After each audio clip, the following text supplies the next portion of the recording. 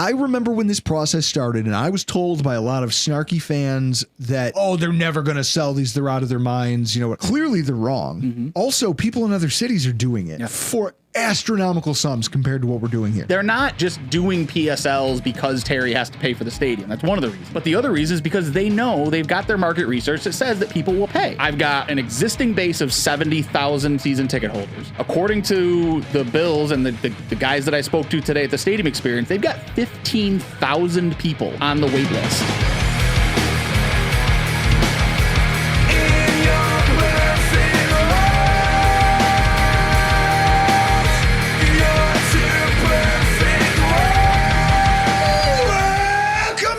To another edition of the Rock Pile Report podcast. I'm your host, Bill season ticket holder Drew Gear. That's my producer, Chris Kruger. In studio, Mr. Ryan Lasel from Rock Sports Network. Hey, guys. And hashtag sports fame. And we're here because, well, to cover a lot of ground. First of all, Ryan and I haven't gotten together to do a show in a while, and Ryan just had his stadium experience today. Yeah. So we're going to take an in-depth look and kind of recap of not only where the stadium situation sits as of today, but also what it was like for Ryan going through that experience. So we've got some inside footage and some, I think, unique things to share with you guys over the course of, what that process looks like for those of you who live abroad, aren't season ticket holders, don't, just to give you guys a little inside baseball on the process, what all goes into it. Also, some other things about our owner, Terry Pagula, and the financing of this thing, and some inside statistics and things about how our situation stacks up against other cities who are now entering their own new stadium foray. But first, I want to talk a little bit about Hard Knocks. Okay, I want to open tonight with a conversation about Hard Knocks. And I want to say that last night, watching episode 2, between episode 1 and episode 2, something weird happened. And when I say weird, I mean not weird like, oh my God, I saw, like what was that thing on Reddit? The rabbits out in Wyoming where they're telling people not to touch them because they have tentacles. Oh, yeah. I saw that. Yeah. Yeah, not weird like that. No. Weird like, what a weirdo.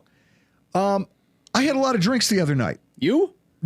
That's not the weird part. Okay. All right. The weird part is that I had a bunch of drinks and my wife fell asleep, and I found myself rewatching the final 3 episodes of the Miami Dolphins Hard Knocks season, where the Bills came into their house and beat them to steal the division for I believe, 4th straight year. Yeah. Because this past year was 5. So yeah. And there was a couple things that jumped out to me. And I bet you this will resonate more if you think about it this way as you watch the rest of Hard Knocks, but it's already been apparent just in episode 1. And then it rang even more true last night watching episode 2. You look at the difference between poor NFL coaches and good NFL coaches. Okay? That show couldn't have gone worse if you're talking about Mike McDaniel. Oh, yeah. When I try to watch these shows and I do an apples to apples comparison of Mike McDaniel to Sean McDermott, when in their own environment, inside their own house, how they operate, how they act, the way that they talk to their players, the way they talk about themselves, it's night and day. Yeah. Yeah. And just a few of the observations that I had, like, he's just a guy who does a lot of, I said that I did one of the reasons that I don't like Robert Saleh, never did, was that he talked publicly the way that Vin Diesel talks in all of his movies, where it's really just a room full of dorks trying to figure out, like, is this how a tough guy or a cool guy would sound in this scenario? Yeah, write that. And then he goes out there and says it. Robert Saleh was being a caricature of what a tough guy NFL coach is. But he lacked the, I don't want to say, maybe it is the charisma to pull it off. Look at Dan Campbell. Mm-hmm. Dan Campbell grabbed a hold of just a downtrodden, terrible Detroit Lions franchise, and just through his own mania, made them competitive. Yeah, bite him at the kneecaps. When you hear that, you go, well, this isn't tough guy speak. This is the speak of someone who's unhinged. Like, you don't come into a professional press conference and say that. Yeah, if you hear somebody talking like that in public, you're giving them a wide berth. In the that's the guy who you go, oh, this guy's going to be standing outside talking to himself. I just know it. Yep. the guy in the bar where it's like, oh no, we don't talk to him. Oh yeah, you Robert leave him alone. Saleh has the charisma of a school bus fire.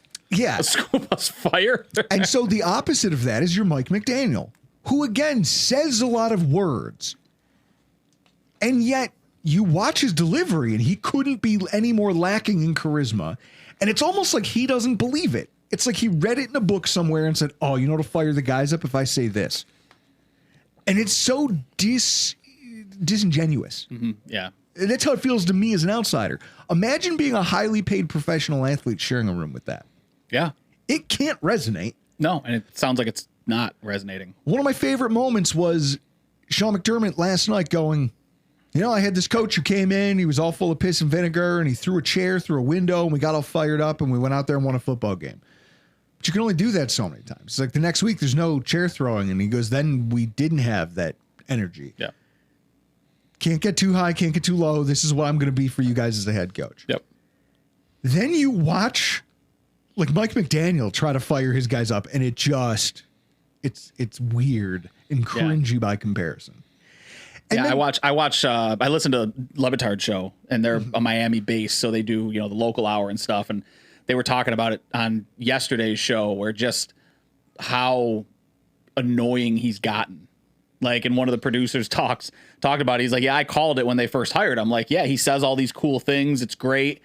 It's gonna get old if he start to lose. Like, and they've started to lose, and they're not a good football team. And he's still coming out and he's saying these like weird things, and it's like, that's kind of weird, but you know, if you're winning, maybe it's viewed as you can be quirky. Yeah, you can be quirky, right? Like he made the games. comment earlier like at the beginning of training camp, where it's like, not a good day, it's a great day, and they said, well, why is it a great day? And he said, well, because you're one day closer to death. It's Which is something that's a weird thing to say. That's right? the thing I tell people at work. Yeah. When I'm in the office and I'm walking around and everyone goes, "Hey, Drew, what's the thing?" I go, or "Hey, Drew, how come you don't seem stressed? Because we're all going to die." Yeah. Everyone goes, "Oh no, that's not the answer." Yeah, Don't talk to me. Right. That's the views of a crazy person, right? And Dan, I could see Dan Campbell saying something like that. Yes. But when you're winning football games, Sure, I can say whatever I want. exactly. As long as I'm Winning cures all. We've talked about this multiple times. if I'm hitting my deliverables and I'm making everybody look good, I can say whatever I want. He's funny. Exactly. Oh, that Drew, he's a card. Yep. So, Chris, do me a favor. Give me a goog. I want to see Clinton Portis's stats on Pro Football Reference. Clinton Portis used to dress up in costumes for his press conferences. Yep. No one cared. Well, you look at Jimmy Butler in the NBA, same way, right? Like, he'd always have the different hairstyles. Jimmy Butler, like, notoriously would always, for media day, dress up as, Look at this. Short of one injury shortened season. 1, 2, 3, 4, 5 consecutive 1,260 plus yard rushing seasons. You could come in assless chaps to the podium. Yeah, you actually miscounted. There's 6 of those there. No one is going to give that guy a hard time. Nope. Yeah, if he played a full season, his 1,200 yards rushing. Yep. He was on pace for it. Yep. It's disgusting what you can get away with when you win. Yep. When you lose, nobody likes that guy. No. So now imagine having to share a workspace with that guy. Mm-hmm. And and that guy being the supposed leader of your team, right? That guy being your boss. Well, in this right, is like where that's where this comes into play. He's the boss. like, what did Jalen Ramsey say? Yeah, so Jalen Ramsey, they interviewed him during training camp for the Steelers, and they asked him about the trade, and he said, things had to get put together right away. Basically sounded like everything kind of came to a head. And he made the comment, he said, yeah, let's go to a team that's going to be able to compete. Let's go to a team where there's a lot of respect for the head coach and the staff. And Asante Samuel, who is well known in the NFL as a player, he has his own podcast, as all of these guys do, kind of added to that, which I found interesting on the podcast. On his podcast, he said the Dolphins had no reason to trade Jalen Ramsey other than they're sensitive. There's no leadership in the Dolphins organization. Mike McDaniel is a pushover. Chris Greer, the general manager, he has no backbone. They're running this team like a little league team. No one can stand up to the players. They're terrified of their own players, and they have no control over the players. So today, now you think about what the Bills are by comparison.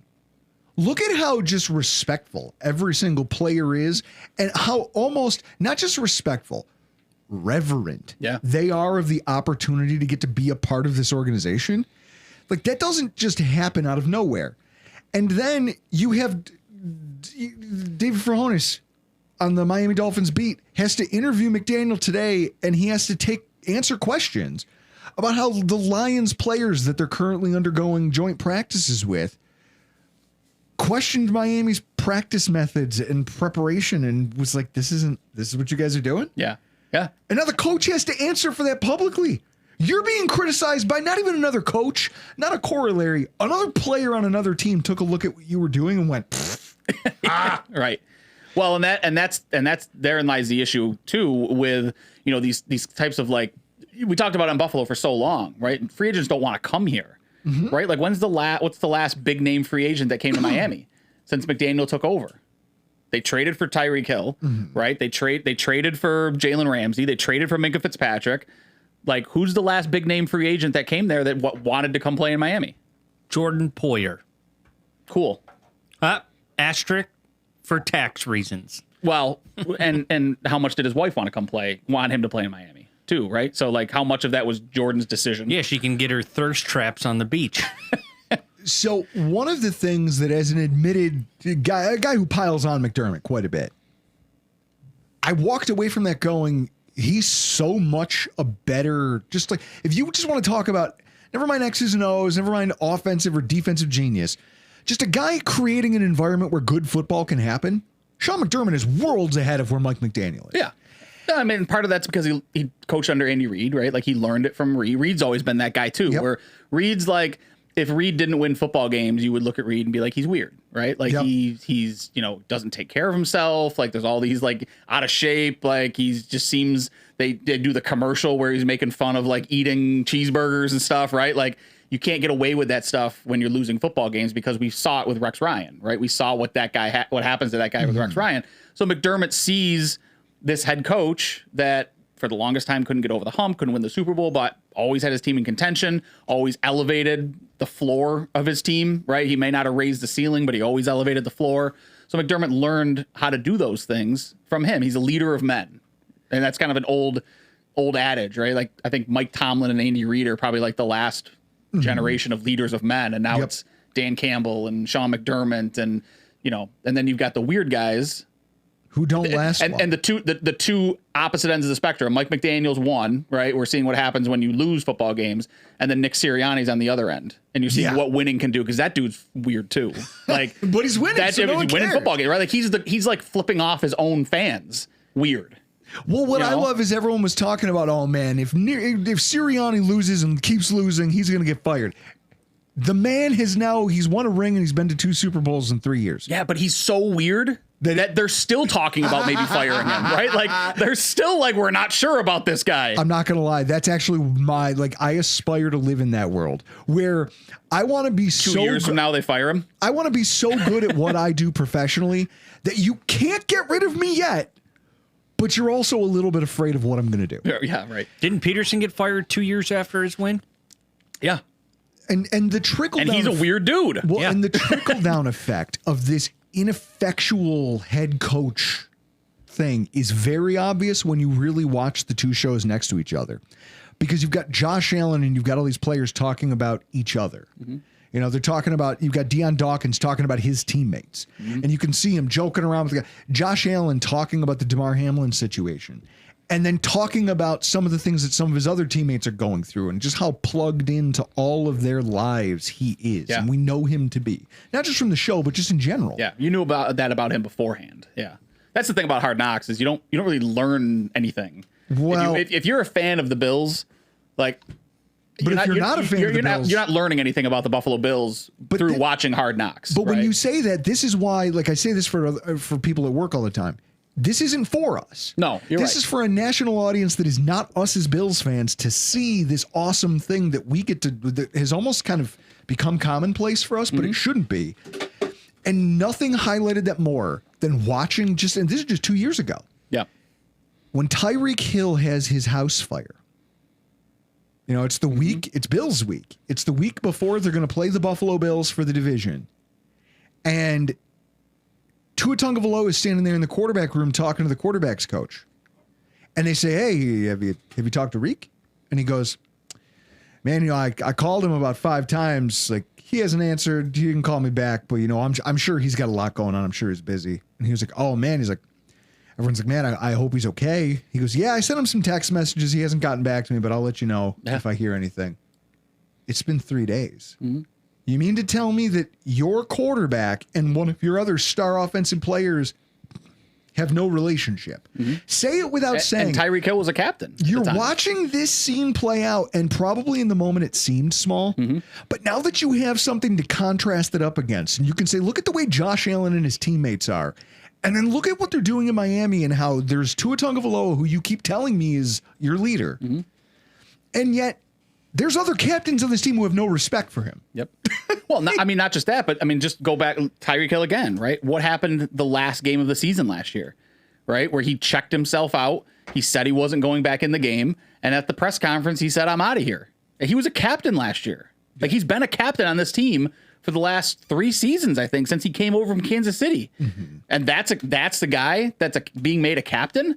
I mean, that's a direct indictment on the head coach. When the guy that's supposed to be a leader of your football team, the captain of your team, it refuses to go back into a football game. One. Well, and then 2 says, I'm out of here at the end of the season. And then he just comes back at the beginning of training camp and is like, just kidding. Well, and then you have Tyreek Hill and you have Tua talking to the media after practices now at training camp, where he's having to detail how, we're rebuilding that trust and we're working on our relationship. You've created a culture as a head coach where there is no structure for these guys to be forced to, even if they don't love each other. Yep. There's a mutual respect between everybody. Yep. This this type of situation that we're describing here in Miami only happens in bad organizations. Well, yeah, and not just that. Vacuums of leadership is what it boils down to. Yeah, and even if you're not a great leader, right? Like if you're not a great leader, maybe you're a great, like X's and O's guy, right? Like McDaniel's supposed to be this offensive genius. I don't know if you saw what Tyreek Hill said the other day, but Tyreek Hill says, I'm in my 4th season now in this, right? It's like this is 4th year in Miami. Mm-hmm. 3rd or 4th, whatever. Decided I'm in my 4th year this year, and I'm finally starting to get the offense. It's like, okay, so he's a bad leader, McDaniel. Like, he can't lead, he can't be a head coach, and it sounds like he's a pretty piss poor offensive coordinator too, because he can't get his star wide receiver, the focal point of their offense, the guy they went to get, and they can't get him to understand the offense until his 4th offseason with the team. Like, this is bad. Like, this is really, and all of this stuff coming out. Like Tyreek Hill's comments came this week. Mm-hmm. The Jalen Ramsey thing came out this week. Like, these are things that are coming out that had they happened 3 months ago, like, would they have fired him and gotten a new head coach? Like, these are things that guys get fired over, these types of comments. He's lost the team. There's no respect. The offense doesn't, it's bad in Miami. It's fun to watch for us, but it's bad in Miami. And so all of this has made me feel, and I want you guys, as you watch Hard Knocks, to look at it that way. When you complain that it's boring, understand that it's boring because our football team is good and it's well run and it has real leadership. There isn't space within this thing for attitudes to flare up. There's no drama. For guys to have because the guys who have egos, generally speaking, like when it's destructive, they don't last here. Yeah. It's almost like having a coach like Sean McDermott becomes a profiling mechanism to weed those types of guys out. Mm-hmm. And even if they have it, they conform. Yeah, look at Stephon Diggs. The fact that we got Stephon Diggs to conform for as long as we did speaks volumes about what this place is. And so as you go through the show, watch that. And also, if there's anything else, please hear me when I say this. Guys, at the Chris, where's my single? If the producers of HBO could do us all a giant favor, keep Terry Pagula the hell off of the screen. Don't put a microphone in front of this guy, because every single time he speaks, it makes me feel bad. Like, I don't ever walk away. It started with that interview he did on NFL Network over the summer, earlier in the year at the owners' meetings. At the owners' meetings, yeah. And they did they had it. I think that was the last time you and I did a show together. It was right after that. Yeah. It was a 10-minute spot that they had planned for NFL Network to talk all about the stadium and him selling off a part of the team and getting the new ownership group in. And I don't know what they thought that conversation was going to be, but Terry Pagula just sent it off the rails because he talks like a hayseed. He talks with this folksy kind of, I'm just going to say some stuff. Don't speak. Yeah. You shouldn't be the mouthpiece of my football team if I'm going to go out there in front of a microphone and just say some things. When he's on Hard Knocks talking about the AED device in his home and how he didn't know where it was. We walked past it 3 times. Did anybody else get worried? Call in if you know or if you agree. Like, did anybody else get worried of the fact that he was sitting next to Brandon Beane in Brandon Beane's office watching film? Like, that worries me. I don't like the fact, even if he's involved, great. But I know for a fact that he's allowed to talk to Brandon Beane, but Brandon Beane contractually doesn't have to take most of what he says with take it with a grain of salt, Terry. Thanks. Right. But I think for the purposes of the show, they're trying to make it seem like he's not alienated. Yeah. That's fine. Just don't let him speak. Don't let the man talk. Mm-hmm. And I bet you it'll all go fine. Because every time he does, it makes me feel like he doesn't know what he's doing. Well, and it affirms your belief that he doesn't know what he's doing. Maybe. Because you could look at all of his other business ventures and you know he doesn't know what he's doing. Well, and this is where we skew towards the stadium conversation. Because when you think about the situation the Bills are in, we talked about how he got interviewed on NFL Network right after the league approved the sale of portions to minority ownership groups and Vince Carter, Josie Altidore. And allowed, but it wasn't just own minority ownership. VC, yeah. It was venture capital money that was allowed to come in the door. And Terry Pegula was the first one to jump on it.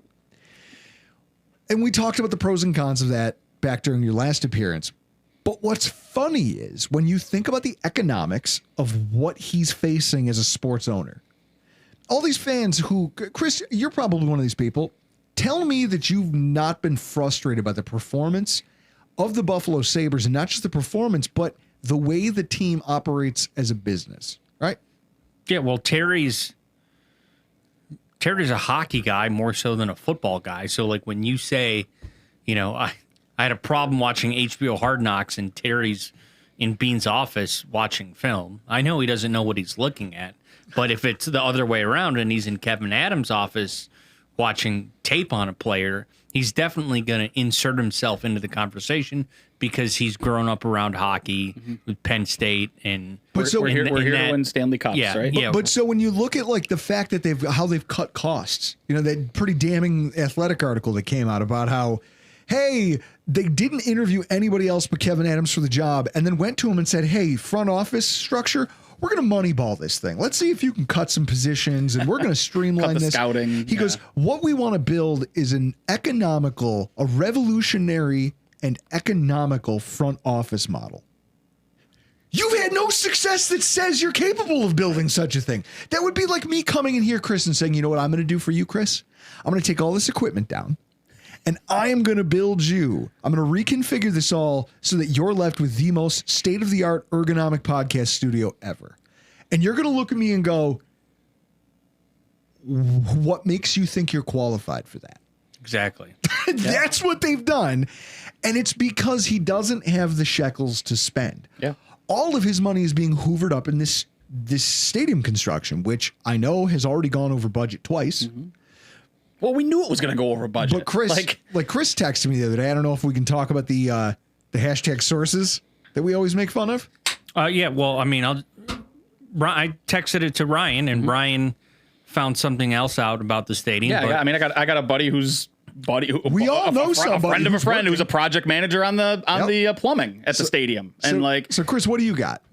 The concourses, the concrete is uneven up to an inch, and they've already laid like drainage in the concourse work. So if you're gonna re-level out the concourse, now you're gonna have drainage that's off and up to an inch. So your floors are heaving. Your concrete is heaving, and it's changing which, having done some concrete in my life, that's ugly business. Like, that's and that. So like you can do the concrete, and then I've got a friend, and I don't know if I'm gonna out him, but whatever. So he says I've got a buddy who's in management with Ferguson. Ferguson's the company that's doing the electric. And the new stadium is a nightmare. Says there's no way they're going to start 2026 on time. The last beam ceremony quote was BS. There are still beams going up, even to this day. And this was on July 27th that he reached out to me. A lot of, quote, cutting corners. Stadium, quote, despite what they tell the media, is 3 to 4 months behind right now and getting worse. Yep.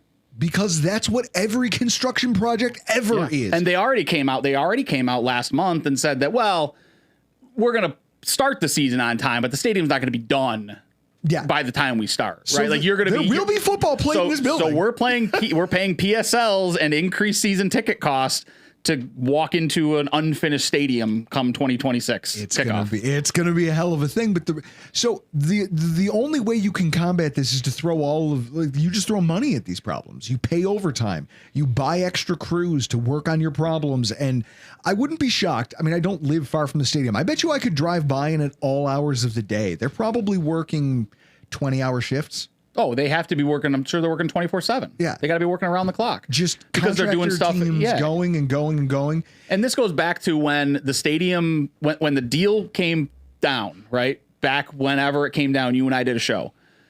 Everybody was up in arms over the state is paying X and the county is paying X. And one of the things that we focused in on was the fact that in that MOU, that memorandum of understanding, it was stated that the Bills and the ownership of the Bills were going to pay the overages. And you and I said then that a great deal. People don't realize how big of a piece of the deal that clause is, because it was 1.1 billion, or what did they say that it was the initial cost of the stadium was going to be 1. Out of pocket for Pagula originally, because it was supposed to be a $2 billion stadium, and it was going to cost them 1.4 out of pocket. Yeah. That number is probably closer to 2 already. It's got to be. And we knew this coming in, right? Like, so what most people don't know, though, because we always talk about like the numbers and what's real money, what's not. We talk about net worth versus cash and liquidity. Chris, I'm going to run you down a list here. I want to start with Terry Pagula's businesses. All of his businesses not named the Buffalo Bills. First of all, he owns a company called JKLM Energy, which has an annual revenue of $6.2 million. Mm-hmm. Now, that's a far cry from his company that he sold to Royal Shell to get the money to buy the Bills in the first place. Right. Remember the Sabres, Chris? We're here to win Stanley Cups. I'm not worried about money. I'll go drill another well. Well, he's trying, and that's not exactly going anywhere. So he's tried. Yes. He also has property ownership, okay? He owns a place called Camelot Farms down in South Carolina. It's worth about $1.9 million. It's a pretty famous equestrian facility. He owns $16 million worth of properties in other locations around the U.S. But again, those aren't really liquid assets, but I suppose if you own them outright, you could borrow against them. Sure. So for the sake of the exercise, I'll add that in there. He owns Black River Entertainment. Yeah, we talked about this. Which is a country music label that, shockingly, Chris, if you had to guess how much Terry Pagula's country music label makes a year, what do you think it would be? $125,000. He manages to bring in $4.3 million a year worth of revenue through this Black River Entertainment. We talked about Black River Entertainment the last time I think you and I did the show, or last time we talked about Terry Pagula as maybe the worst owner in sports. I think is how we brought him up. So did we figure out yet which ex-boyfriend of one of the daughters was a country music singer? That's how that all started. Yeah, that had to be, right? There's no way. Like, in what world? They also did buy a house from Shania Twain. So maybe this is just Harry. He's playing. It's like, you know how the guys That's now his retirement plan. Well, you know how the guys drive around with Yellowstone stickers on their Dodge trucks now because they're cosplaying. Like, where's yours, by the way? I pulled in behind you today. No Yellowstone sticker yet. Because I'm an asshole, but I'm not that guy. I am an asshole, but I'm not that guy. So, Ad Pro Sports. Remember when they pushed out? Yeah. Who was the former COO? I don't remember names too well. Before Pete Gwaley, there was another guy that had the affair. No, not Russ Brandon. There was another. No. There was another. No, he was the guy who got pushed out because he was too hard to work with. He took over when Kim got ill, and so in any event, they bought Ad Pro Sports from that guy and forced him out of the organization. That brings in $16.8 million a year in revenue. So this is where Terry Pagula's money's coming from. And if I do the quick math, carry the two. Ron Rakuya. Okay, so Ron Rakuya sold them Ad Pro, which brings in about $16.8 million. And that means that all told, his non-Bills related revenue coming in is about $45.2 million a year. A year or total net worth? Because there's a difference. Well, yeah, you'd actually have to because that farm's not bringing in $1.9 million a year. No, it's not. Well, the $1.9 million valuation. Was the valuation of right. it. So all of his assets total are worth $45.2 million. So let's split the diff on those, and we'll call that $5 million.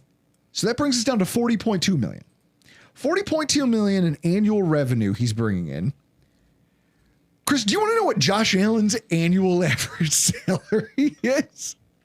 Was it like 47? Annual average value is $55 million. That guy doesn't bring in enough money without the Buffalo Bills to afford 1 year of Josh Allen. I think that should put into perspective for everybody. Like, this guy is cash poor. Mm-hmm. If you're talking about a guy who owns one of the biggest construction projects going on in New York State right now, it's a bear. You knew it was going to be unmanageable. Chris, you got your hand in the air? Yeah, I brought it up before we had started recording.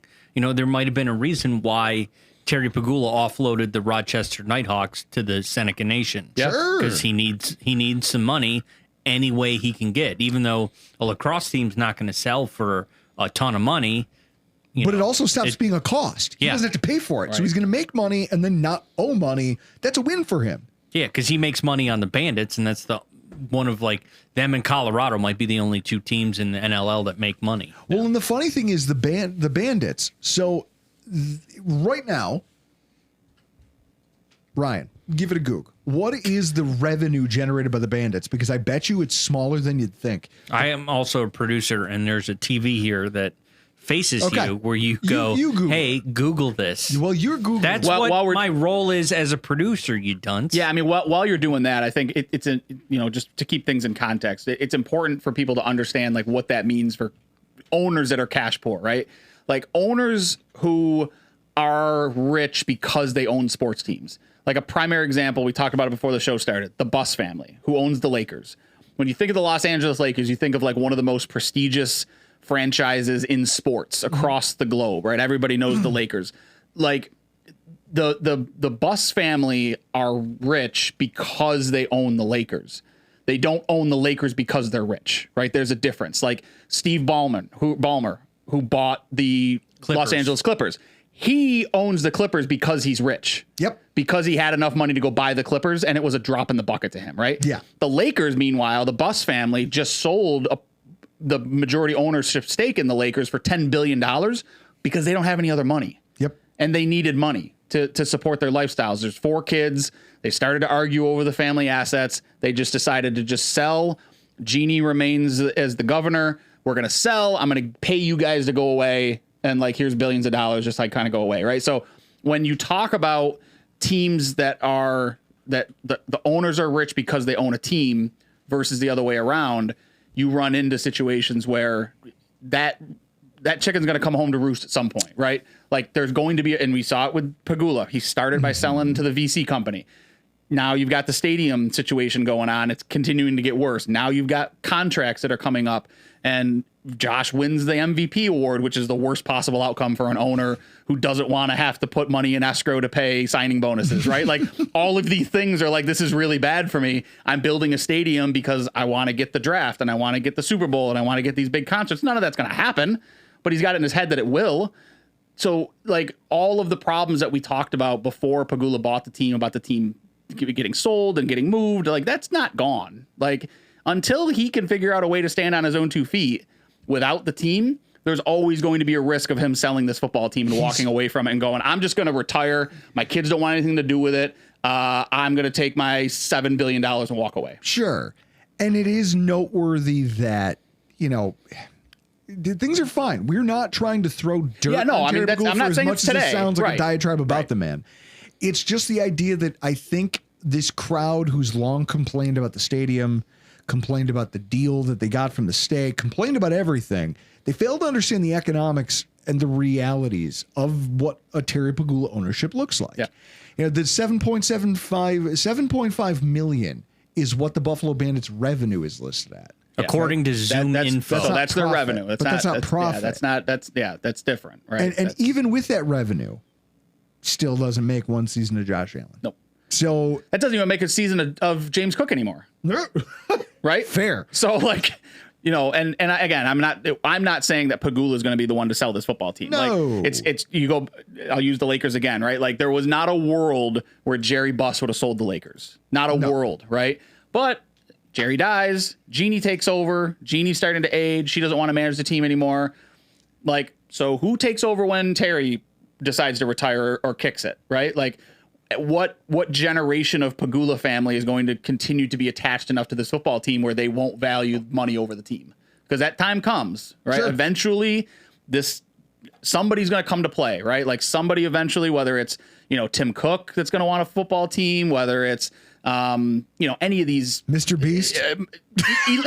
Elon Musk all of a sudden decides he wants to buy a football team, right? Like, and he just walks into an office and goes, give me a price. Someone, Mark Smith is out there somewhere screaming at the dashboard of his vehicle right now, hearing you talk about Elon Musk owning the Buffalo Bills. But it is interesting. So then now that we've laid out the position Terry Pagula sits in today and where he sits in terms of finances today, you look at the deal that was struck a little bit differently, don't you? Yeah. And about absolutely. the PSLs a little bit differently. Because I'll tell you, Cleveland, Chris, got $600 million, but there's no cap. There's no cap on it. So the state could continue to have to go back to the well. And I'll tell you do you know how they came up with their $600 million for their stadium project? New York State, right or wrong, even if it is questionable at best circumstances, said, hey, there's a bunch of cash we've had laying around. We're taking it, we're giving it to the Bills, and we're demanding it from the Seneca Nation. And the Seneca Nation was like, wait, what? This is extortion. And they go, yeah, well, maybe, but it's happening. See you in court. Yeah. Cleveland is clearing out the unclaimed funds coffer. You know what that is, Chris? Never heard of it. So when you don't cash a check, let's say you have a 401k and you quit your job and you don't roll it over and you don't do anything with it, and it sits there for long enough, it's a few grand, no one cares. That inevitably gets sent. They'll reach out to you and they'll say, you, Chris Kruger, need to call T. Rowe Price. And then you'll ignore them because you're in your 20s and you're drunk a lot and you don't care about such things. Or you haven't updated your address since 3 addresses ago and the mail never comes and your girlfriend gets mad and throws it out. Yeah, I mean, any reason that you don't respond to them. Hilariously, yes, I am talking about myself. That's why I brought it up. Things. Yeah. And all of the above happened. Yeah, it seems like a lot. This seems like a lot of work for $1,500. Yeah, I was like, I don't care. Every time you call me, I'm half in the bag, and every time I read your mail, I don't care. I make it halfway through and I glaze over and I throw it in the trash. So then one day, Chris, T. Rowe Price says it's not worth maintaining this money in our accounts. And some states have laws saying after a certain period of time, you have to go through the escheatment process and you have to turn this over to the state as unclaimed property. So then they give it to the state and it goes in a repository that you can go online and search by your last name to see if there's any unclaimed funds out there that you're tied to. And then it's your responsibility to go get it back from the state because that company is legally not allowed to take it in as income. They can't treat it like it's their money. It's yours. Right. So what the state of Cleveland is doing is saying, hey, you know this account that's supposed to be where everyone can go to get their money back? Nah, we're just going to give it to the Browns. Yeah. I love traveling to Ohio, Cleveland. Yeah. the great city of Ohio. It's amazing that you know what would be funny is if as a way to buck against the new stadium deal, if everyone that has ever lived in the state of Ohio or in the city of Cleveland goes online and just starts to claim their unclaimed funds. It's happening in droves. People are like, they're not getting my money to pay for this. This is nonsense. So if anything, this is made for a great PSA. Hat on a hat, rabble. For the purposes of watching the unclaimed funds coffers. But then you've got Tennessee. And Tennessee is probably my favorite comp right now. They were just the state handed them a record $1.2 billion. The state who funding. Just built them a stadium how long ago? 1997. In 97, Titans fan or whatever it was, that's when they started selling the PSLs, Chris. And I know this because of a conversation that's when they moved the team back, right? That's when they moved the team. So when it came back and they had Houston. to build from Houston. So when they had to happen, PSLs were a part of that process. Sure. Now, this is new for us Bills fans, but it's not new for Tennessee Titans fans. They were the first team in the NFL, I think, to do PSLs. And it's all they've ever known. Mm-hmm. So how about this? You as a fan have to pay a PSL. Your state is giving $1.2 billion in public funding to this thing. Where's the horde with torches that we saw here in New York? Where's all the angry journalists who wrote hit pieces about, this is a sham and this is terrible and it was never put to a public referendum and blah, blah, blah, blah, blah. This is the ripoff of the heist. All I hear is crickets. Mm-hmm. There was more outrage. So I think we were doing a show right around that time. There was more outrage over the fact that there was miscommunication over who was responsible for maintaining the current stadium. Remember that where they had the upper decks were starting to crumble because they hadn't been treated, weather-wise and stuff. And that's why they needed a new stadium, because the old one that they built in 97 was falling apart. And there was more vitriol online over, how could you not know who's responsible for taking care of this stadium? How could you not know whether it's the states or the cities or the team's responsibility? And then the PSLs, the whole new stadium deal came out like a couple months later, and it was just like people were still mad about the fact, well, if we would have taken care of the old stadium, we wouldn't need a new stadium. They're not worried about how the new stadium's getting paid for. Like, they were doing root cause analysis in Nashville to figure out, why do we need a new stadium? I'm not mad about paying for it. I'm just mad that we need one. Like, can we take better care of this one first? Like, it's like a disappointed dad who like gets his son a car after the first one breaks down because he just beats it to hell and like gets to a stop sign going 30 and slams on the brakes. He hands him the new keys and says, can we take better care of this one this time? Like, can we do a little better? Like, that's what the city of Nashville seems to be doing with this stadium. Well, and here's the crazy part. You talk about the money that's being handed out. So it's $1.2 billion in bonds that are being taken out to pay for this. But when you factor in interest charges, $2.4 billion that's going to be paid back by Tennessee residents over the lifetime of this funding, which is, I mean, I would call that insanity, but there again, I was told that the Buffalo Bills deal triple what the Bills got, right, from the local government. But I was told that was insanity and that it would never happen. I was told that the county and the state got taken to the cleaners by the Bills negotiation team. It almost seems like the Buffalo Bills got a sweetheart deal by comparison, and that maybe this is just what being a part of the NFL landscape in 2025 looks like. Yeah, it's almost like the Buffalo Bills fan base has been spoiled with underpriced, undervalued tickets for the last 2 decades. Well, and the fun thing and is, now it's all coming home to roost. We continue to be. Now, for those of you watching on YouTube, Chris is going to show you guys a picture of the now completed stadium PSL map. The PSL map has been completed, and you take a look, and your tickets are going to range in terms of PSL prices anywhere from $750 all the way up to $50,000. Can you pull that up on the screen, Chris? Yeah. And as of last month, they had sold over 80% of the stadium. And that was last month. We're already a week and a half, almost 2 weeks, a week and a half. We are almost 2 weeks into the month of August. Yeah, and I'll get into that when we do talk stadium experience stuff. Yeah. But so what I did, just out of curiosity, was I took that photo and I posted it in the official Tennessee Titans subreddit and just said, look, I'm looking for feedback on Titans PSL prices because I know that they're in the throes of that. I think they're in their second or third wave now of rolling out the PSL tiers to various fans around the stadium. And I got a lot of really good feedback. Somebody came back and said that in the orange section, so for those of you, again, watching at home on YouTube, the orange section is lower bowl between the goal line and the 20-yard line. Okay? This Tennessee Titans fan came back and said, my seats are the equivalent of the orange in the new Nissan Stadium. Mine were $12,000 per PSL per seat. And I was like, oh, those are great seats. My suspicion was that people were going to pay about 30 to 40% more outside of Buffalo just because of the economy and the way things here work and the way that they were priced. Chris, where are we in our lower bowl section? 6,000. 6,000. So he said he was the orange, right? Yep. So 6,000. So you're talking about a Double. 50% increase over our price compared to theirs for the same seats. That's a 100% increase. But Well, it's a 100% increase. we can more. do math. We can do math. The sad thing is I've only had 2 beers. You're lucky I'm here. Yeah. This is why you bring me in for these conversations. But then you're talking about, then this guy and me really got into it. And at first he tried to be insulting by basically saying that Buffalo's new stadium is a Honda Civic. The new Nissan Stadium is a G-Wagon. And I was like, yeah, no, I don't disagree with you. It's interesting that he didn't choose a Nissan comparable. Exactly, right?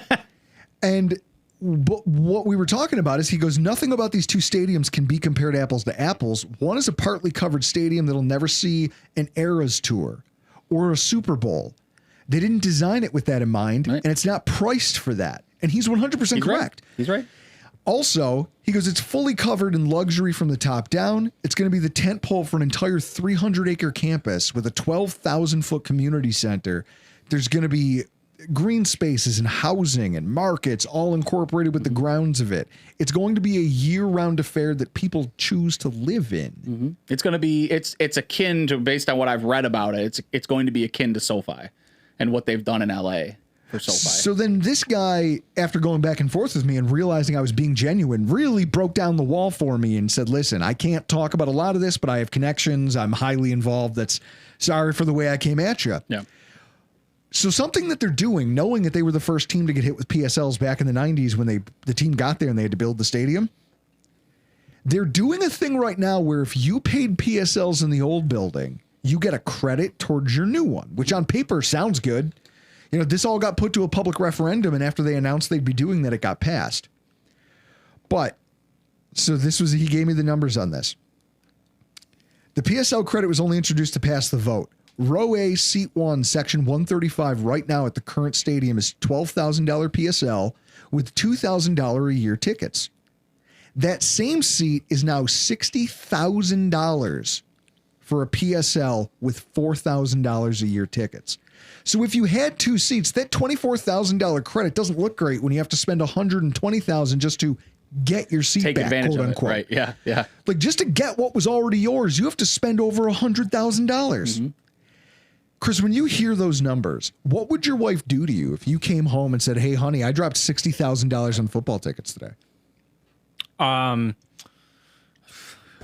be back on Tinder. I was gonna say, I think the question would be, would she still be his wife, or was she involved in the deal where he had to sign her over to him? No, I'd have to go back, start from the bottom. Listen, I got 60 Tinder, grand. I got 60 grand and a Hinge. wonderful woman that I'll sign over to you. That's what I got. That's what I got to offer you. I think that fans who complained about this process at the onset lose sight of that. Like, other people out there are going to pay a small fortune compared to us, and they are, and somehow they're filling those seats. So at the onset of this, we talked about how they're 80% full. They've sold 80%. I remember when this process started, and I was told by a lot of snarky fans that, oh, they're never going to sell these. They're out of their minds. You know what? Clearly they're wrong. Also, people in other cities are doing it for astronomical sums compared to what we're doing here. Yeah, and I mean, again, it goes back. We've talked about this, right? Like, all of these things that happen, right? Like the PSLs and the price points, and this is all done. I mean, they're not just throwing shit at the wall, right? They're not like, well, let's see if they'll pay for PSLs. They've done market research, right? There's organizations out there that just do market research, right? There's people that go, a friend of mine is, she's got a doctorate and she works for the federal government, and all she does is literally just like studies communities, right? Like she goes out and she's like, if Erie County has this, demographic makeup, let me go to another county in the country, same demographic makeup, and is it one for one? Right. So they have these people that go out there. They're all these social scientists that go out and they're like, let's look at a situation that's very similar to Buffalo. What are these people paying? I pointed to Minnesota. I thought Minnesota was a great comparison when it came to building a new football stadium, and their PSLs are relatively in line with what the Bills are paying now.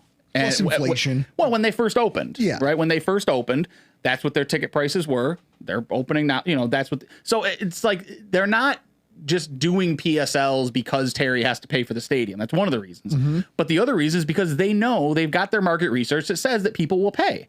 So I've got an existing base of 70,000 season ticket holders. According to the Bills and the guys that I spoke to today at the Stadium Experience, they've got 15,000 people on the wait list that have paid money just to be on the wait list. Paid money for the opportunity to get called if there's seats available in the new stadium. And you said it was questionable as to whether or not they'd get there. The guy that I talked to 3 different guys. One of the guys said, yeah, I think we'll get into it. The second guy was like, I think we might scratch the surface on it. And the guy that I dealt with was like, we're not getting there. He's like, I've got so many people on my call list that passed on their original seats that are waiting for you to pass on these seats that I'm offering you. He's like, if you walk out of here and don't get these seats, he's like, I will have them sold before you get to your car. And of course he'll say that because he's a salesman. Sure. I mean, but I don't doubt it either, because you've seen on Facebook and on social media and all of these places that exponentially over the last 6 weeks, it seems as though I'm seeing hardly anybody complaining and saying I walked away. And it seems like everybody who's posting is saying re-upped, went back and re-upped, passed on my original tickets, went back. Now I'm doing it. Like there's no reason to believe that they're being disingenuous because they're not car salesmen. Right. Like when I was at the thing today, I heard one of the other people that were there also doing their tour made a comment about, he's like, wow, feels like I'm doing a deal for a car. And I laughed and I looked at my rep and I went, well, the difference is that you're not going to haggle with me because you've got something that everybody wants. And if I walk out of here, you're just going to pick up the phone and sell them. So, I mean, it's not like doing a car deal, right? So there's no haggling. And the reason that this is a very low pressure situation is because I genuinely don't think they care if you get a ticket or not, because they've got people that are waiting. So you had your experience today. I have mine next Thursday. Chris, I'd emailed you the LinkedIn profile for our guy here, Mr. Ethan McCassin. Ethan McCassin, who probably won't hear me making fun of him. And if he does, there's not much he can do about it. First of all, like, I want you guys to understand who you're dealing with. You walk into this thing. I'm going to set the stage for you so that Ryan can then give you his synopsis of his experience. We're going to walk through some of the cool stuff he got to see. It's going to be a lot of fun. But first, I want to talk about this. These sales guys, that sounds like the sales pitch I expect to hear. Mm-hmm. It does. Mm-hmm.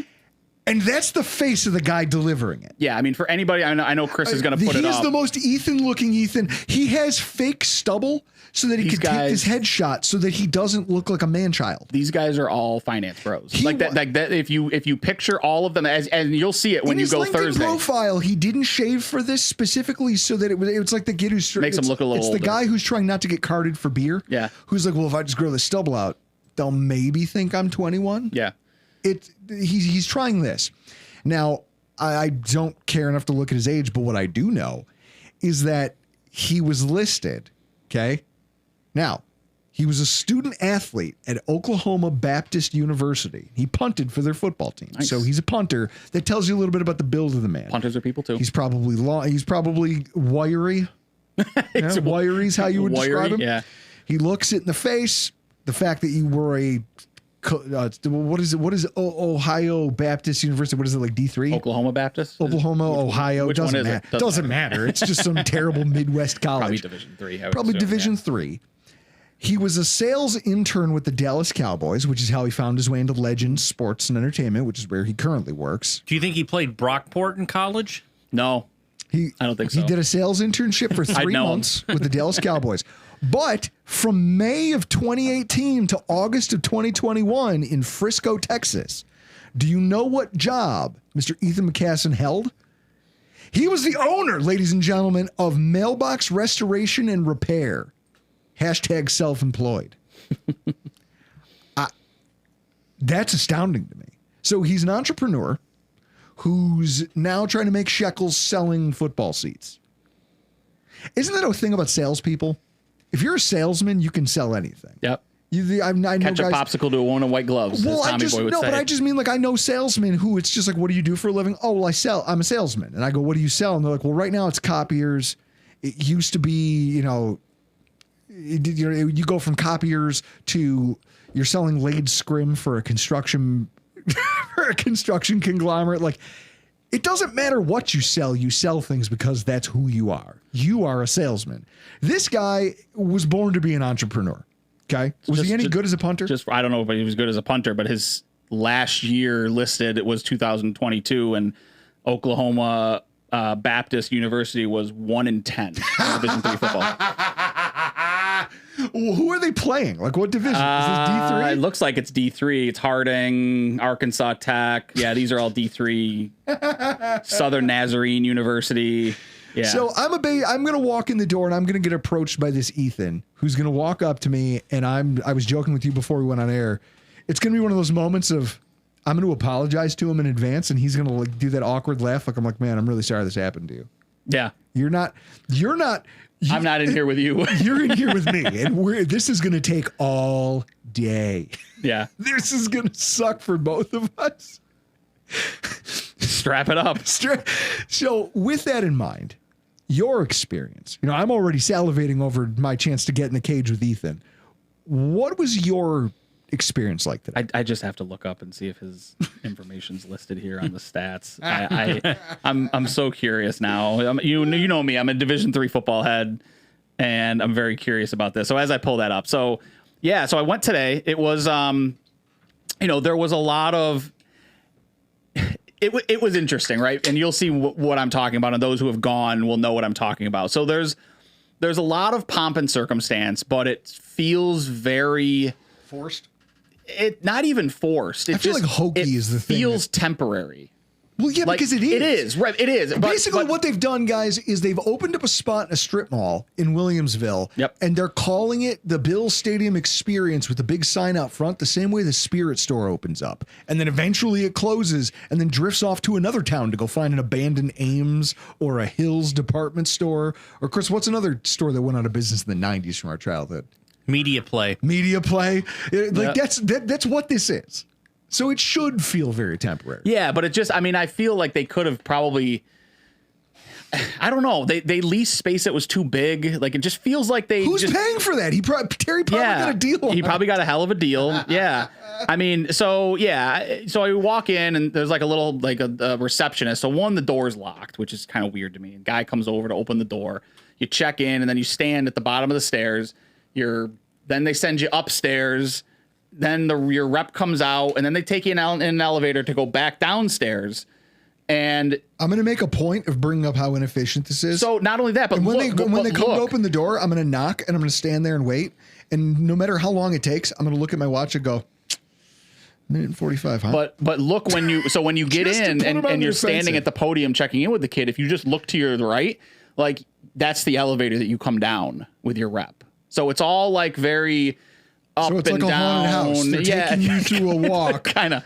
Yeah. Okay. Yeah. So then, there's pictures, and they do the salesman thing. What's your favorite game? What's the best game you've ever been to?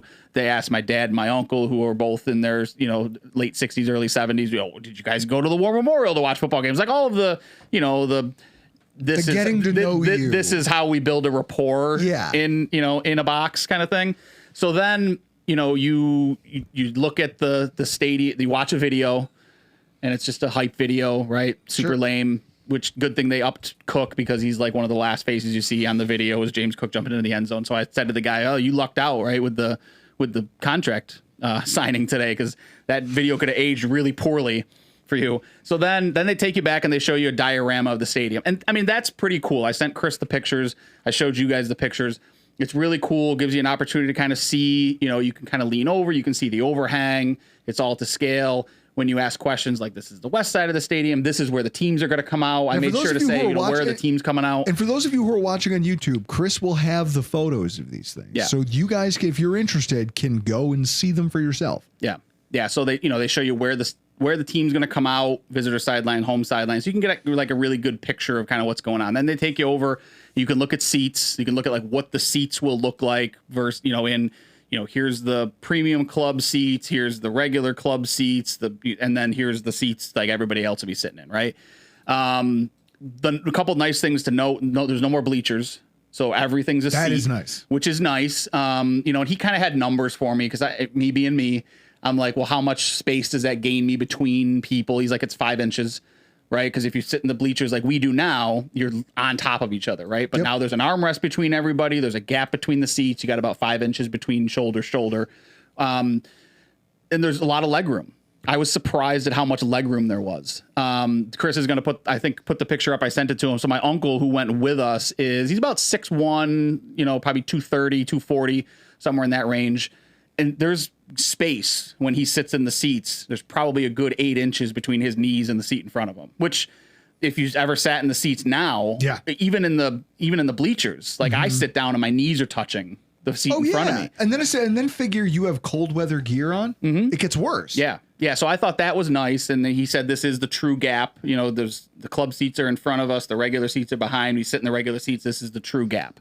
And I also sent a picture to Chris of like me standing with the seat back up or the seat up standing and kind of how much room there is. And there's probably a good 18 inches probably between my feet and the So the ability to navigate through those seats, regardless of where you are in the stadium, is going to be a lot. And he talked about that, and it was interesting because he kind of really focused in on like we really did our due diligence in terms of making navigation throughout the stadium fan friendly and easy. There's more walkways. He goes, every time there's a stairs up or stairs down, there's railings. There's going to be elevators and escalators to go from the 100 levels to the 300 level concourse. So there's going to be a lot of ways to navigate. It's an entire open air concourse, which we've heard, but when you see the videos of it, it really is open air. He goes, not only can you look out, if I stand here, you can look out onto the field, but if you go to the other side, you can look out over the parking lot and kind of see like their little tailgate area that they've generated, which is pretty cool. I mean, again, just in terms of like the visuals, it's fun to kind of see all of this stuff come to life and say, I can't wait until I get in there and actually experience all of this. And then, then they give you here's how many seats are undercover. Here's the square footage of the concourse. I was going to so the square footage of the concourse, Chris, I'm sure you'll have that graphic for our viewers, but what's the difference? Yeah. So the difference. So right now in the current stadium, the total lower and upper concourse square footage is 228,000 square feet. Mm-hmm. The new stadium, which is the total lower and upper concourse, so same surface area, 368,000 square feet. So about 140,000 more square feet in concourse. Wow. And it's open. I mean, it's open. You can tell it's going to be easy to navigate. There's going to be a lot of room. You're not going to be asking to elbows with people. So you're going to get better. So if I'm hearing this correctly, bigger concourse space, but fewer people in the building by about 20,000. Yep. I mean, that bodes well for just ergonomics and navigation. And one thing that I talk about it on here when I come on here a lot, I talk about with the guys at Hashtag, like game day experience is very important to me as a season ticket holder, right? Like I get that I don't have club seats, I don't get free food, I don't get heated seats, but it's important, like when I go to a game, that the experience itself is one of the reasons you go, right? Like you go to watch the football game, but it's really nice if it's easy to navigate. It's really nice if there's stuff going on. It's really nice if the food is good. Those things matter to me because when you're choosing whether to spend money on season tickets and spend time with your family or go to a football game, spend all day at a game, like game day experience has to come into play. And it seems like they've done their due diligence in making sure that that's the case, right? One of the questions I had with the concourse is I said, well, it's so open, it's so welcoming. You can literally stand any part of the concourse, all 360 around. You can stand at the railing and you can watch the game. How are you going to stop people from just parking there for the game, right? Like I'm up in the 400s, my seats, whatever. I'm going to come down to the 200 level concourse. And I'm just going to watch the game from here. He said that, that's something that they're going to be mindful of. Keeping people moving, they're not meant to be. It's standing room only seats. So because that was something that I thought of. The security coming in. I love how you basically told them, "Hey, I'm going to ask a ton of questions," and then they were like, "Oh yeah, we're not really allowing photographs." And what was your response to that? Okay. Okay. Yeah. Well. Yeah, I'm here. Are you taking it from me? No. Yeah. Okay, then this is it. Yeah. So I continued to take pictures. I took video of his whole virtual tour of the stadium for us. I did ask about security because I said the security at the stadium sucks right now in terms of getting into the stadium. Yeah. It's anyone who's gone to a game recently, like it's ridiculous. I said, I've been to games at MetLife. I've been to games at multiple different stadiums. I said, and it's way easier to get into. You just walk in, right? And he said that's how the security will run here. Is you're just going to walk right in. You can get into the outer area of the stadium without a ticket. So they're creating this fan experience, like PG tailgate, as he deemed it, family friendly tailgate. That's where the security checkpoint is. Security, and then you're into that experience. So the game day experience, you don't need a ticket to get to that first level. Okay, which is interesting, right? Yeah. You think of people with kids. I don't know if I want to bring my kid to a game in the stadium, but maybe I want to bring them because I live 15 minutes, 20 minutes away. Maybe I want to just go play on the grass field, kind of mess around. So that's kind of a cool aspect. And then the ticketed area is to get into the stadium proper itself. I asked about Clear, for those asking. I saw somebody ask on Facebook, so I thought I'd ask because I have Clear as well, TSA Clear. I said, "Are you guys planning on using Clear for any of your security lines?" And he goes, "I don't think so." He said, "But we're modeling the entry in through SoFi, like SoFi does it. And I was like, well, SoFi does clear. So are you doing clear? And he's like, well, clear, do you mean TSA? And I said, well, it's interesting to me that you answered my question before you understood the question that I was asking. I said, so yeah, like I'm talking about TSA clear, facial recognition. Like, will there be a specific line for that where I can log my ticket? Because my thought You process, and me are the worst people for these people to have to deal with. Chris says it all the time. We're raging C's is our problem. Yeah. We are the worst. well, on my disc people. assessment, I'm a big D, right? Like I'm like a 96 on my D score. So like You didn't have to tell me that. Yeah, I knew that before I even Everybody met you. knows I'm a giant D, right? I knew that before I even met you. The day that I was going to meet you for the first time in person, we were pulling into the parking lot of the Pittsford pub, and I told Chris, I go, Chris, keep an eye out because I might put this guy in a headlock, and if I do, I need you to get the truck because we're going to have to get out of here quickly. And now here we are. Yeah. So to give you guys an idea of how petty we are, you mentioned your rep was like, oh, yeah, you know, what's your favorite game you've been to? Yeah. So Drew, I'm like prepping you for that based on our ticket rep. He played quarterback, so I'm trying to find a game where he got smoked and Oh, played. he played quarterback. I Yeah. was looking for punting stats. No, he played quarterback. That's hilarious. So if our rep goes, hey, what's your favorite game? You just pull out this nonchalant D3 game where he gets smoked. I'm trying to go through. He's got like a 4 interception game. I'm Hang trying on, to go hang through on. all the games Hey. that they've lost. You talk to him and go, hey, yeah, like when, you know what my favorite was when Oklahoma Bishop University played Harding and lost 7-31. 31 to 7. Man, that was a wild game. I really liked that game, and he's going to look at me and go, fuck you, man. Yeah. That's when he'll realize he really is trapped in there with you. Well, that's it. He goes, wait a minute, I've been doxxed. Is Yep. what happened. I got doxxed. Is this guy saying? Meanwhile, he's done no research on me because he doesn't care. Right. Because again, he's got a whole list of people. He's like, whatever, this is idiot with bad teeth number 5 Yeah. for the day. It doesn't matter. It doesn't, none of this matters. None of this matters. So yeah, I mean, so it's I asked the question about clear because my thought was similar to SoFi, you could link your ticket to clear.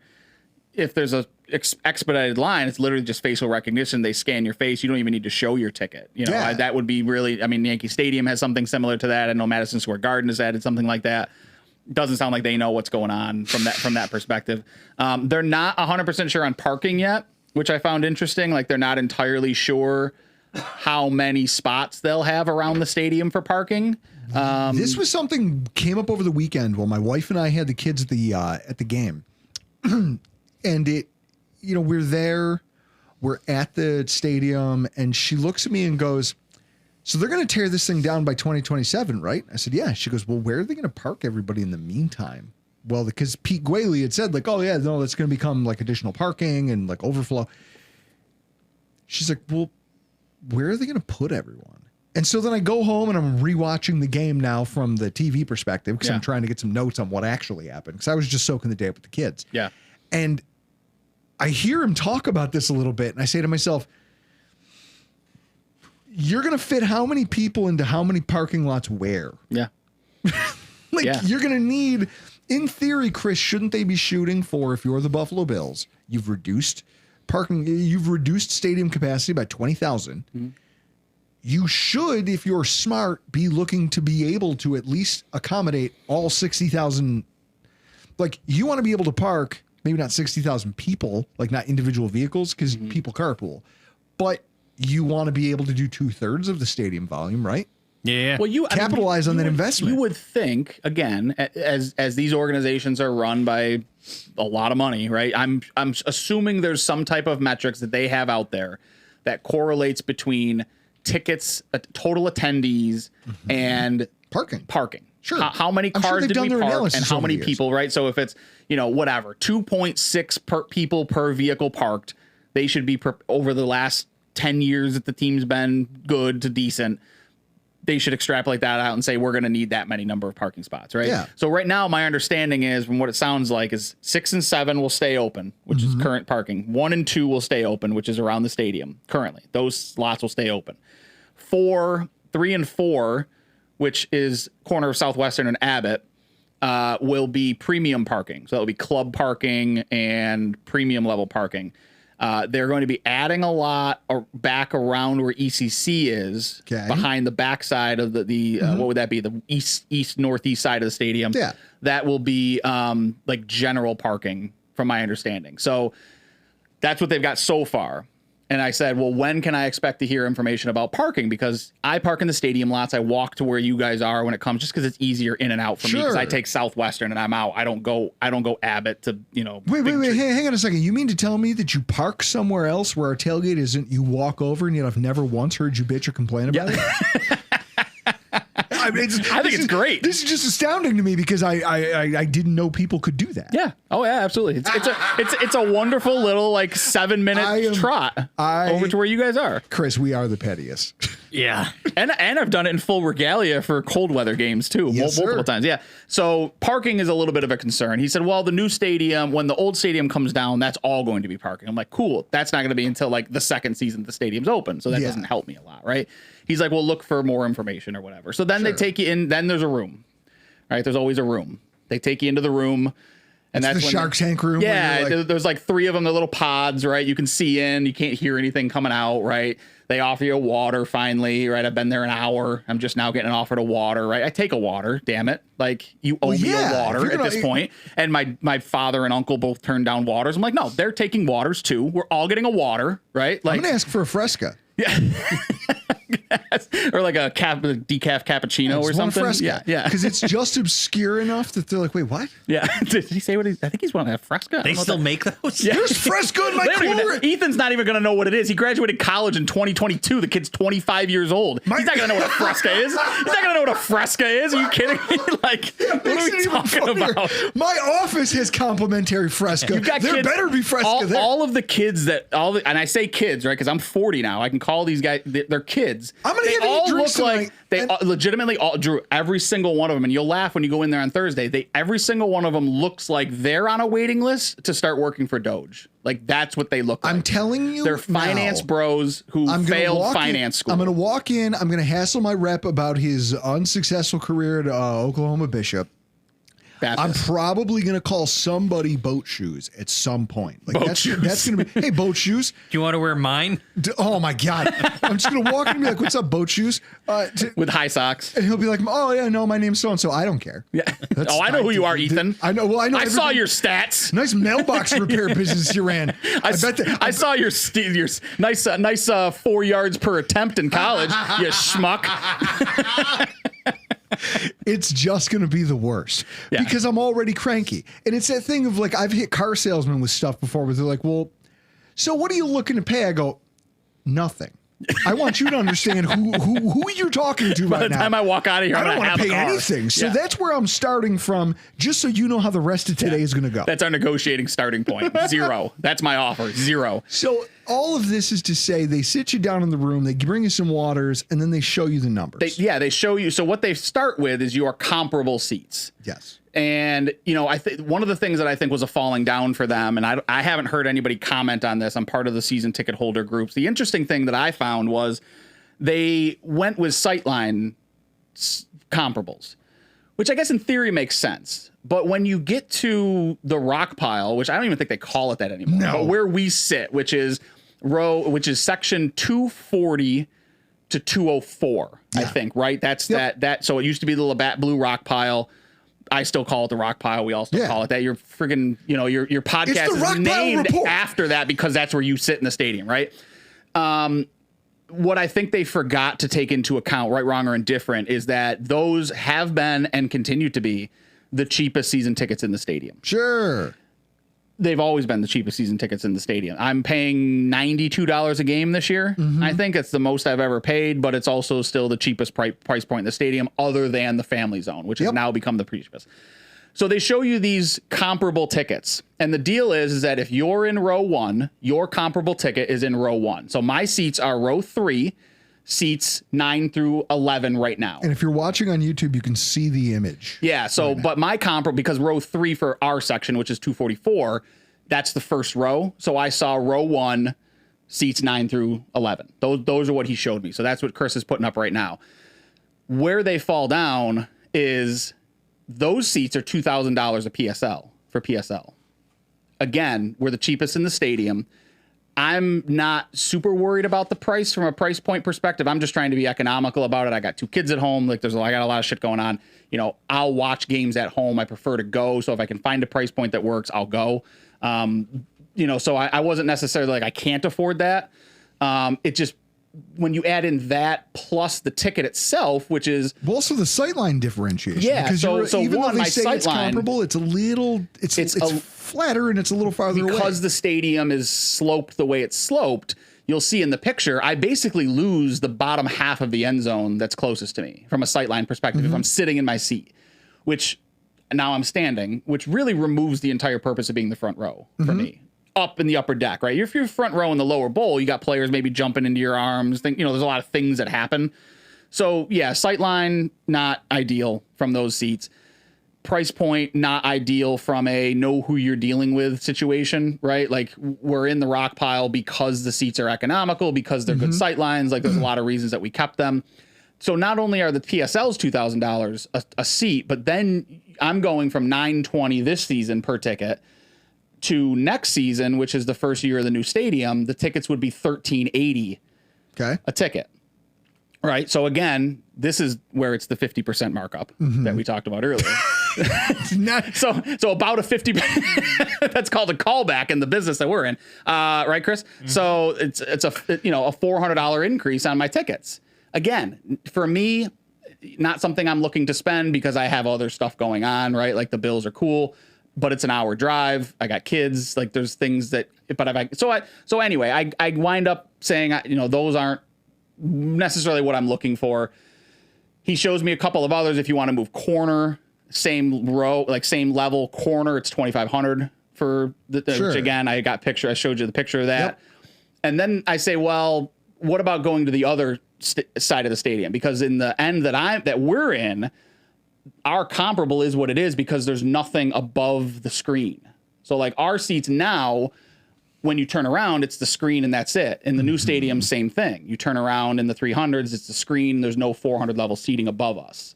So you go to the other end of the stadium now, which is where the cheaper price points are. So that's the $750 in the end zone. Corner was $1,000. So I wound up with section 4. I don't know, Chris, whatever I said, $445 or whatever. At the $1,000 PSL, the ticket itself is like $980, which is what I figured my tickets would cost next year anyway. With the way that things have been ticking up. But Chris, now for those listening to this, you look at the view, and one could argue that there's an actual better sight line, from those seats than the ones where we're currently sitting. Which now you've given me something to chew on. Yeah, it's like, I've sat in the same seat. I refuse to move. I liked where I've been. We could do this. Now, Chris and I have a real debate that we have to have about, do we want to look into something similar next week when I go for our meeting? Do you want to look in section 445, row 14, right behind me? Yeah. And it's the idea of, not only does, again, there's such a thing as you almost feel like you're being cheap because candidly, you feel like you're being cheap by saying, well, I'll just go somewhere else and I'll pay less. Yeah. But then you go see what that sightline looks like and you say to yourself, well, wait a minute.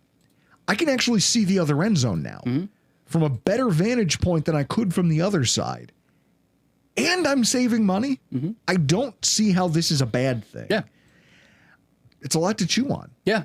It definitely gives you a lot to think about. I think me going today hopefully was helpful for you, when you go, because, just in terms of questions to ask, right? Like, and I will say, I understand why it's being done this way. I understand, again, it's not a car dealership, right? Like they don't have to make this sale to you because they legitimately have people right behind them that if you pass, that they'll sell it to them.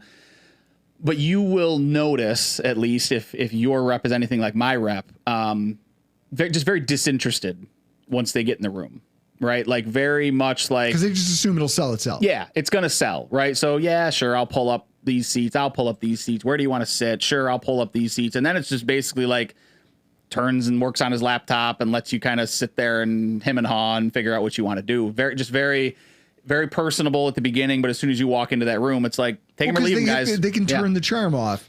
Yep. Again, like salesmen do, which is why I hate most of them.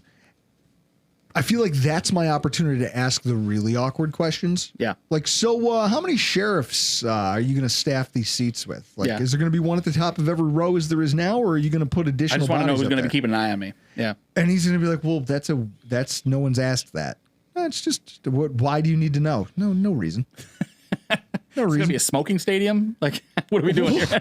Well, I asked that because it's funny. Keith, the sheriff who oversees our section, and Tony, our usher, I've known them literally since the very first season I've had, like on a first name basis with them. Yeah. You let your imagination run wild with how As that to came to why, be. right? As to why me and Keith and Tony are just like this now.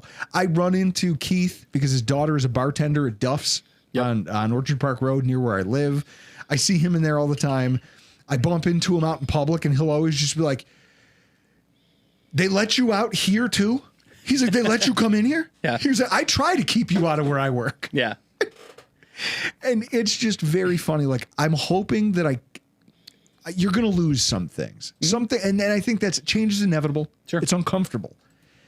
And I don't expect those guys to be my Sherpa into what is supposed to be a shiny new thing. They're salesmen. Yep. I think it's been eye-opening just hearing more about your experience, and hopefully that helps some of the people who either haven't gone yet or did go and felt the same way you felt, that they're not alone. Yeah. Like this did kind of feel cheap. And if you I felt like I said this to the rep. It feels like, you know, again, I understand why you did sightline comparable seats, but it feels like you just didn't take into account the price point of the tickets, right? When you try and sell it to us. Like, you know, it's all, you know, and then he does the whole like, well, this is where I'd want my seats to be. And I said to him at one point, I'm like, you're telling me that you want your seats to be $6,000 PSLs. I'm like, well, no shit. That's what you want. That's what you want me to think. Right. Like, and he's like, well, if you sit up in the 400s, the guys are going to look like ants. I'm like, well, that's interesting. Cause I sat in the 400s at MetLife and everything was fine. Like I could see everything fine. I could make out the players. Like, see, if he said that to me, I would be like, well, it's exactly what a mailbox repairman would say. That's exactly what a mailbox repairman would say. Yeah. Yeah. So, I mean, it wasn't, you know, and then you sign the board, you know, and the goal with the board, for those who don't know, the goal with the board is that they're going to scan them. They scan them, they erase them, they leave the boards there, but they're going to scan them and then they're going to actually do laser etching into some part of the stadium, into the metal and the concrete in a section of the stadium, probably as you walk into the main concourse is what he said. So all of our signatures for the season ticket holders for the first season will be there, whatever you wrote on the wall. Good luck finding yours. You know, I wrote Laisel Family Go Bills. Who knows if I'm ever going to find it? Maybe my kid will find it at some point, you know, 20 years from now. But I thought that was a nice touch. You know, that's kind of a nice thing to do, I thought. And this is, I guess, we're sitting here acting like the from the Muppets, the two old men who just are curmudgeons about everything.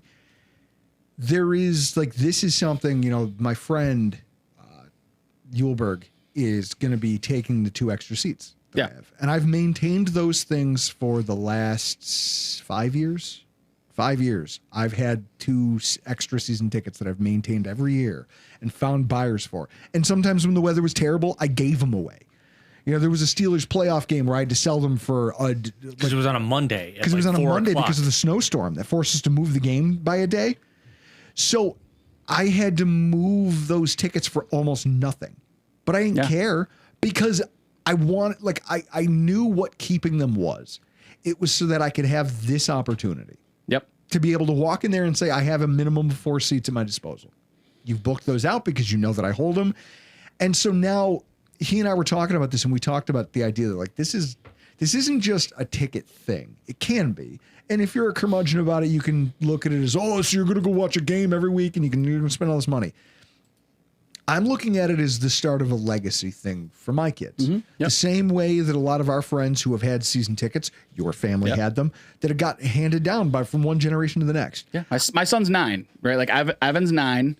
Evan's to the point where in the next couple of years, he's going to want to start going to games, regular season games, right? I take him to kids' He's at that games point. And stuff like I was 12 or 13, and I just remember my dad's quote being, you can go to a game when you know the difference in what to and what not to tell mom. Yeah. And so that's when you can go. And but it's that thing of, you know, you want to take him, and once he gets that itch, it's not a far cry to him being 18, 19, 20. Taking him on his own. And now you're in your 50s. You're touching 60, and you go, you know what, buddy, take them. Like my father did. Yep. Right. Like my father, from Jump Street, it's been, I'm going to go to the first game in the new stadium, and I'm not sure how many games after that I'm going to go to. Yep. Right. But he wants to preserve these so that I can bring my son, I can keep going. Eventually I can bring my daughter if she wants to go to a game. Like it's that, and from the PSL perspective, I want everyone to keep in mind, like, there's 15,000 people on the wait list, 15,000 people that have paid for the right to get a season ticket in that new stadium that will not get an opportunity to get into that new stadium. So if you pay your PSL, you get there and you go, I don't like it. I don't like my sight lines. I'm not going to do this anymore. There will be a market. You will make money on your PSL. There was no doubt in my mind that $1,000 PSL today, 2 years from now, 3 years from now, the day after the home opener or the following season, the 2027 season, you'll double your money. Another day after Josh Allen retires, that thing tanks like Enron. Yeah. But until then, it's like playing the stock market, baby. No one to sell, baby. Yep. We ball. Guys, this has been a lot of fun. Hopefully this has been informational. It's been entertaining. It's been enlightening for some of you. Or it's just more of us punching down on people who probably don't deserve it, but are going to get it anyway. God bless you, Ethan McCassin. Poor guys, bastard. I'm Drew Bad enough Gear. he had to play for Oklahoma Baptist. Go Bison. I'm Drew Gear. That's Chris Kruger. This is Ryan Lasel. And this has been your Rock Pile Report.